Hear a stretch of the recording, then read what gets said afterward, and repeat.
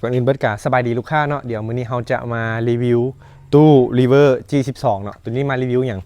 ตู้นี้คือสิบ่แม่นมารีวิวเสียงเนาะหลักๆมื้อนี้ก็สิมารีวิวตัวเอฟเฟกต์เนาะเพราะว่าตู้ River นี่มันจะบ่มีเอฟเฟกต์ใหม่ในตัวเนาะมันจะเป็นตู้ที่ว่าเอาง่ายคือตระกูล G series นี่จะบ่มีรีเวิร์บใหม่บ่มีเอฟเฟกต์ใหม่ในตัวใดๆทั้งสิ้นเนาะมื้อนี้เฮาสิมาเฮ็ดให้มันนี่มีเอฟเฟกต์ใหม่ในโตเนาะเฮ็ดแนวใดให้มันห้องเพลงมวลสั้นๆเนาะ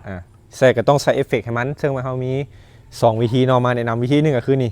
MK88 เนาะตัวนี้เป็นตัวรับสัญญาณไมค์แล้วก็มีบลูทูธในตัวพร้อมเนาะเป็นตัวรับสัญญาณไมค์พร้อมหมายความว่าตัวนี้จะปรุงแต่งเสียงไมค์เนาะแล้วจึงส่งไปเข้าตู้นี่เนาะเป็นประมาณนั้นเดี๋ยวเฮาจะมาเทสนำกันว่าเสียงนี้สิเป็นจังไดเนาะมาวันนี้เราจะมาลองใส่เอฟเฟกต์เนาะว่าเสียงสิเป็นยังไงเนาะอันนี้จะเป็นเสียงมากับตู้เนาะจะบ่มีเอฟเฟกต์บ่มีอีโคบ่มีอย่างเลยเนาะวันนี้เราสิมาใส่เอฟเฟกต์เข้าไปเนาะโลเช็ค1 2ทดสอบ1 2 3 4ตัวนี้ก็เป็นเสียงที่ว่าใส่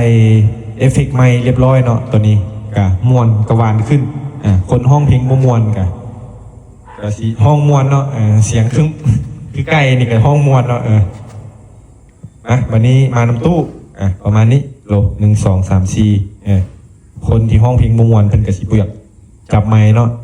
วันนี้ปรับขึ้นโลเช็ค1 2 3 4ต่างกันขนาดเนาะลูกค้าเนาะอย่าลังเลเนาะผู้ใดมีตู้รุ่นนี้แล้วจัดเลยตัวนี้ MK88 350,000 กีบลูกค้าสุดยอดเนาะตัวนี้จะนอกจากจะใส่เอฟเฟกต์ไม้แบบนี้เนาะเช็คนี่อันนี้เขาเว้าแบบบ่ใส่เอฟเฟกต์นอกนั้นยังสามารถปรับเสียงแหลมของไม้แล้วก็เสียงเบสเสียงทุ่มของไม้ได้เนาะลูกค้าเนาะผู้ใดเสียงหนาเสียงบางกับสามารถปรับแต่งได้เนาะเสียงหนากับปรับเบสของไม้ลงนี่เห็นบ่อันเสียงบางกับปรับขึ้นแบบนี้เห็นบ่เสียงก็จะหนาขึ้นโอ้คักสุดประมาณนี้เนาะลูกค้าท่านใดสนใจ MK88 เนาะหรือว่าท่านที่ว่าซื้อตู้ลำโพงรีเวอร์ไปแล้วหรือซื้อน้ำเอาก็ดีหรือว่าซื้อน้ำตัวแทนจำหน่ายคนอื่นก็สามารถใช้ MK88 ตัวนี้เนาะได้เนาะตัวนี้จะใช้ได้กับทุกรีเวอร์เลยเพราะว่าสิเป็น G15 เนาะหรือว่า G12 เนาะเพราะว่าตัวนี้จะต่อผ่านสาย AUX 3.5 มิลเนาะซึ่งว่าเฮาก็ได้แถมไปให้เนาะลูกค้าเนาะใน 350,000 กีบเนาะแถมให้ไปเรียบร้อยเอาไปก็จะเป็นเสียงหวานๆแบบนี้นี่บ่ต้องทน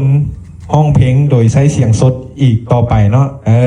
แบบนี้เนาะจึงแมนเช็คโลทดสอบ1 2 3 4ก็ฝากไว้เนาะลูกค้าเนาะท่านใดอยากได้ตู้พร้อมฟังแบบนี้หรือว่าอยากซื้อตู้ไปแล้วอยากได้เอฟเฟกต์ไหมก็ซื้อตัวนี้ไปใช้เนาะ